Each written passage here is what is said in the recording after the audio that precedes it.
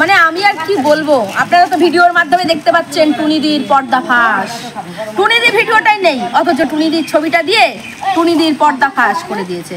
আরো একটা ধামাকা দিতে চলেছি, আপনারা যদি সাথে থাকেন না, বিশাল বড় ধামাকা দেব। যে টাকা দিয়ে কি করেছি সেটা এইটুকু না, এইটুকু না, এইটুকু না, এত বড় ধামাকা হবে। চল দিদি, ধুলো বসে যাবে, তাহলে ধুলোটা উঠবে না। আজকে রবিবার, রবিবারে কিছু মানুষ আছে যাদের প্রয়োজনীয় জিনিস, এই কারোর ওষুধপত্র, তারপর জামা কাপড়, মানে ওটা ওদের চাওয়ার উপরে যে আমার এটা লাগবে ওটা লাগবে বলে, তারা আসে, তাদের কিছু দিতে পারলে তো আমারও ভালো লাগবে। ওই জন্য আমি উঠোনটা পরিষ্কার করে নিচ্ছি।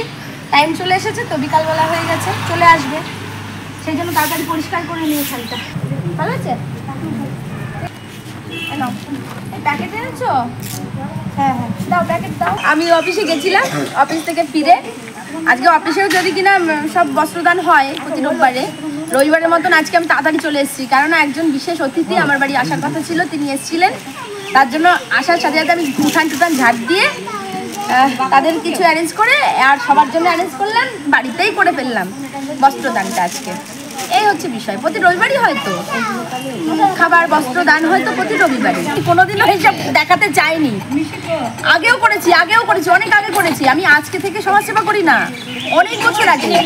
যদি বলেন আমি এক একটা বছরের ছবি আপনাদেরকে পোস্ট করে দিতে পারি, কিন্তু দেখানোর কারণ হচ্ছে নানান মানুষ, ছোট বড় উচ্চ লেভেলের মানুষ, তারা আমার পেছনে এমন লেগেছে, মানে আমি আর কি বলবো। আপনারা তো ভিডিওর মাধ্যমে দেখতে পাচ্ছেন টুনিদির পর্দাফাঁস। টুনিদির ভিডিওটাই নেই, অথচ টুনিদির ছবিটা দিয়ে টুনিদির পর্দাফাঁস করে দিয়েছে। গন্ডগোল করছে অন্য মহিলা, টুনিদির ছবি দিয়ে দিয়েছে, টুনিদির পর্দাফাঁস করছে। তা টুনিদির টাকা নিয়ে কি করে এটা তো আমি তো প্রমাণ দিচ্ছি।